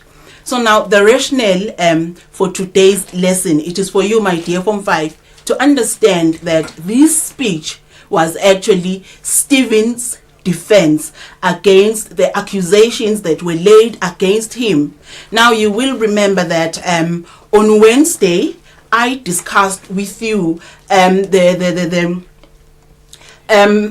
appointment of deacons, and then we also looked at Stephen being arrested and the charges that were laid against him. So now let us look at our objectives for the day. Our first one, you need to outline Stephen's defense speech. Secondly, you explain the significance of Stephen's speech. And then lastly, explain the importance of Old Testament scriptures in Stephen's speech. So those are our objectives. Now, as our introduction, my dear Form 5, we are just going to recap on the accusations that were laid against Stephen. So now there were 3 accusations. We're just going to look at them. Now the first one, it was that it was said he blasphemed against God and Moses. Secondly, it was said that Jesus had threatened that he was going to destroy the temple. And the last one, it was that Jesus had said he was going to change the laws of Moses. So those were the accusations. And now we are saying that in today's lesson, we are actually looking at what? At him defending himself against these 3 accusations. So now, in our source here, now these are his accusers. Now this here is our Stephen. So let us look at, or let us discuss the outline of his defense. Now it entails history of the Jews. That is from chapter 7 verses 2 to 50. And the second part has to do with the disobedience now of the Jews, which is from verses 51 to 53. But before we proceed, now my dear Lena, verses 51 to 53, this is our climax, my dear Lena. So now let us look at the history now of the Jews, which means that we are looking at chapter 7 verses 2 to 50. Now this history is the Old Testament. It means that we are just going to try and compress from Genesis up to the prophets in these 38 minutes or 30 minutes that I have. So now, how did Stephen defend himself before the Sanhedrin? The first thing he did was he reminded them of the call of Abraham. Stephen told them that God actually called Abraham when he was in Mesopotamia, in the land of the Chaldeans. Now, in Mesopotamia, this place was a pagan place. The people in this place actually worshipped idols. But God actually called Abraham when he was in Mesopotamia. Then God made promises to Abraham. He told him that he was going to be a father unto other nations. He was going to have a son. He told him that he was going to possess land. He made these promises when Abraham was still in Mesopotamia, when God was calling him. And then God and Abraham entered into a covenant. Remember, my dear Form 5, a covenant. It is an agreement between God and a human being. Nokwazi and I can never have a covenant. It is just a promise. But whatever is between a human being and God now, that is called a covenant. So now God made a covenant with Abraham. He said that if you make sure that you keep all my commands, I promise you, Abraham, your descendants will possess land. You will be a father of many nations. And then to seal now that covenant, God told Abraham to circumcise. And he told him that he and his descendants must always circumcise as a reminder of this covenant that God has with Abraham. So now we are saying the seal of the covenant was circumcision. And then Abraham eventually gave birth to Isaac. And then Isaac gave birth to two sons, Jacob and Esau. And then Jacob gave birth to the 12 patriarchs, or to 12 sons. The term patriarch, it means father. So these are the father of faith. So now Jacob gave birth to 12 patriarchs. And one of these 12 patriarchs was Joseph. Joseph was Jacob's favorite son. He loved him so much such that the other patriarchs became jealous of Joseph, and then they decided to sell him as a slave in Egypt. But even though Joseph was sold as a slave in Egypt, God favored him, and then God made sure that he gave Joseph wisdom. This wisdom that actually did what? It made him to be favored by Pharaoh. So much such that Pharaoh made Joseph to be the governor of Egypt. So when Joseph was the governor of Egypt, now there was famine in Egypt and in Canaan. There was no grain. There was drought everywhere. Now Jacob remember, Jacob is in Canaan. Back in Canaan, Jacob heard that in Egypt there was some grain. And then what he did was he sent his two sons to go to Egypt to buy some grain. So when they went to Egypt, Joseph was able to recognize his brothers, but his brothers were not able to actually recognize Joseph as their brother. When they went back to buy grain for the second time, Joseph then made himself known to them. He told them that he was their brother, the brother that they sold. So now, afterwards, what Joseph did was he asked that his father and about 75 other family members, moved from Canaan and they went to Egypt. Upon arrival in Egypt, they were given the best land. They settled there. And the Pharaoh of that time, when we're talking about a Pharaoh, my dear Form 5, we're talking about a ruler, a king of Egypt. They are addressed as pharaohs. So the Pharaoh in Egypt actually loved the Hebrew people or the Israelites. So they gave them the best land. They settled there very, very well. And then, unfortunately, Jacob and Joseph died. They died in Egypt. And the Pharaoh that actually loved the Hebrews died as well. So now, a new Pharaoh took over. When this new Pharaoh took over, he hated the Hebrews with everything in him. So much such that is when slavery of the Hebrew people began. They were then enslaved. Now, after this slavery of the Jews, or during the slavery of the Jews, the Pharaoh passed a decree. He said that all Jewish baby boys that were born at that time must be killed. Now, Moses was born during that time, the era where the Pharaoh said all Jewish boys must be killed.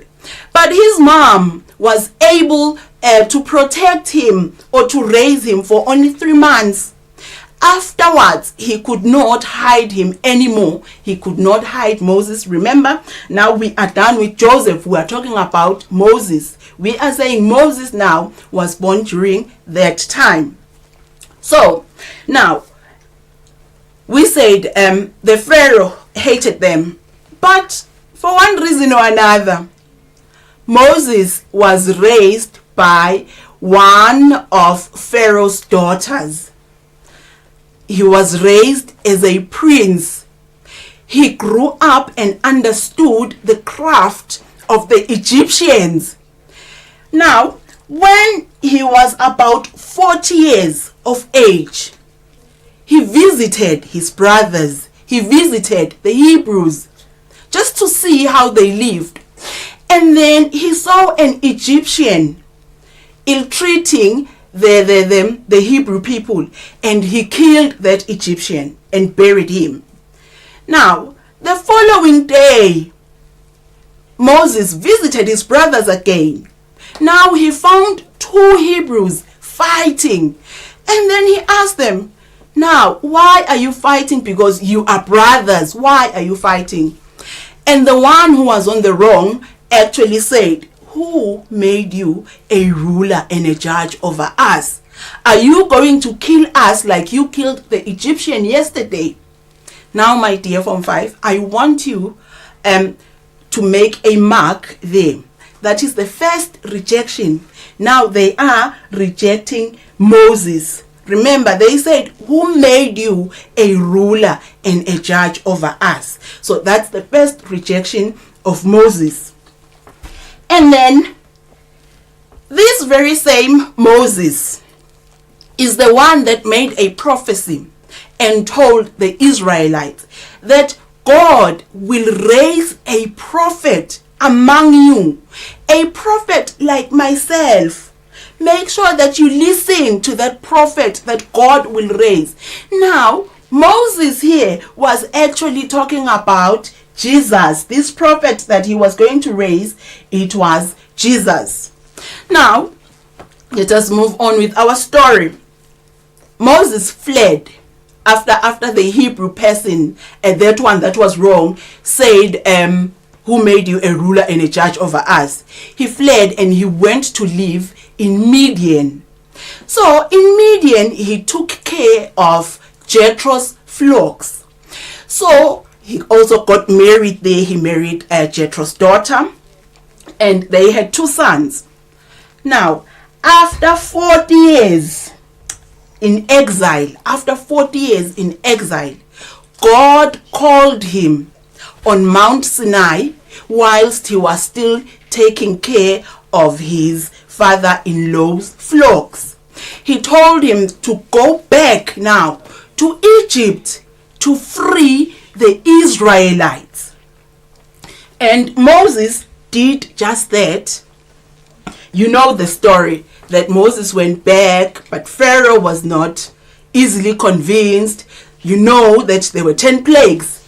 Pharaoh actually allowed the Hebrew people to go out of Egypt after 10 plagues.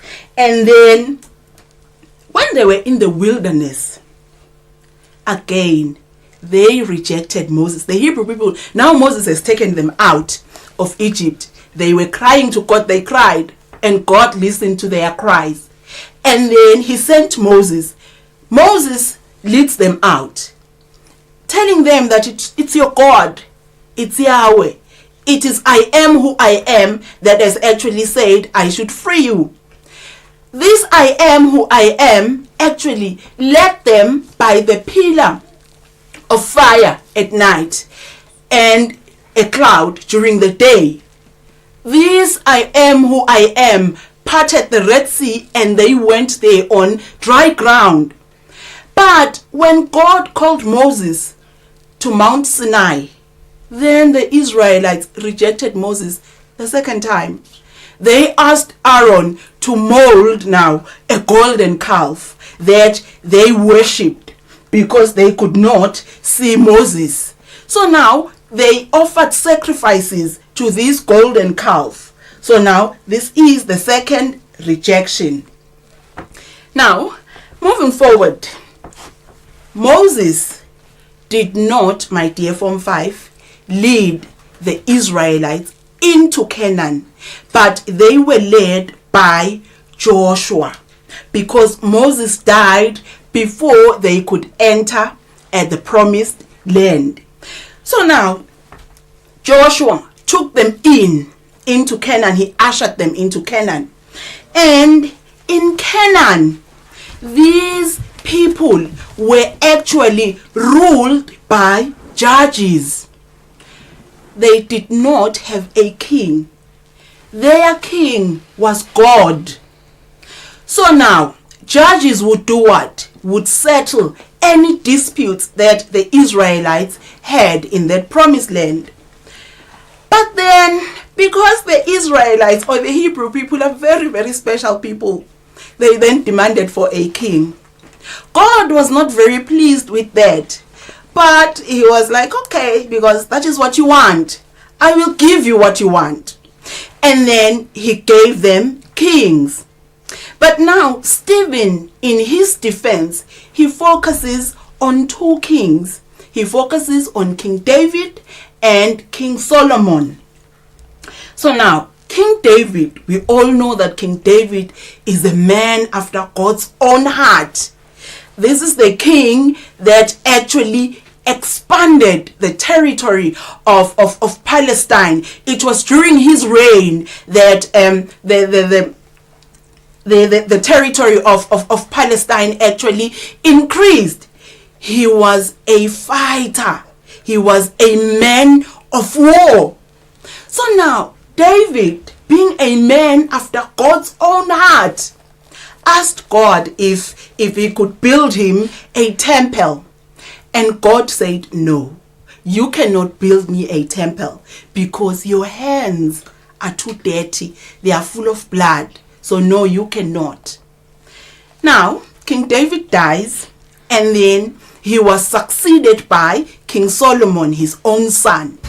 Now, it was King Solomon that actually built the temple for God. He built the house of the Lord. You know, Stephen, in his speech, he quickly refers the Sanhedrin to Isaiah 66 verses 1, where God says, heaven is my throne and the earth my footstool. Now, you know, we can actually see that Stephen was very, very smart. He told them that David was a man after God's own heart. But this man after God's own heart could not, or was not worthy to build a temple for God. Solomon, we all know that Solomon was the wisest king that ever lived. He was the wealthiest king that ever lived. He built the temple of the Lord. And it is said that it was so beautiful because everything that actually built that temple was exported from other countries. So now, Stephen, he quickly does what? He takes them back to the prophets. Prophet Isaiah, to be specific. He says, even though Solomon, in all his wisdom, in all his splendor, built the temple of the Lord, but remember what Prophet Isaiah said. What God said actually through Prophet Isaiah. He said, heaven is my footstool and the earth is heaven is my throne and the earth my footstool. So now, in this instance, actually, Stephen was trying to tell them that, you know, the temple that was built by King Solomon was not really important. God cannot dwell in a temple that is built by human hands. because the material that actually builds the temple was actually created by him. If heaven is more like his chair and the earth his footstool, then it actually shows you that he is greater than a temple that was built by human hands. So we are done with the history of the Jews. Now we are looking at what? At the disobedience of the Jews. Stephen, after giving them their own history, the history that they are supposed to know, or the history that they know as the Sanhedrin, he then does what? He then kicks hard, really, really hard. He calls them a stiff-necked nation. He says they are unchanging.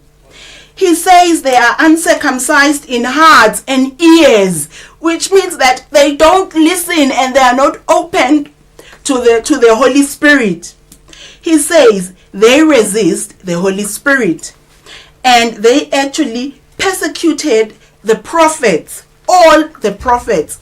And he then says to the Sanhedrin that he was addressing, he says, and then you, Sanhedrin, rejected and murdered Jesus. So now, this was a kick on the stomach.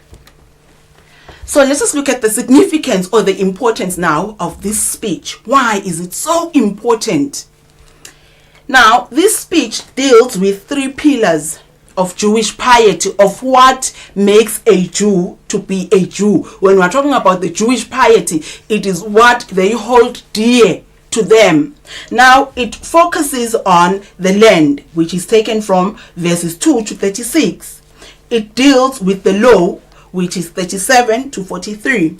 And the temple that they actually love so much.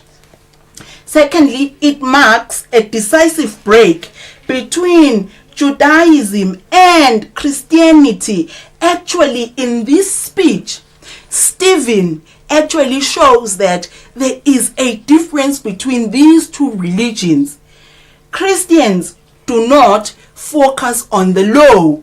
They don't focus on the temple. They don't focus on the land. No. You need to be what? Circumcised. Your what? Circumcise your heart and your ears.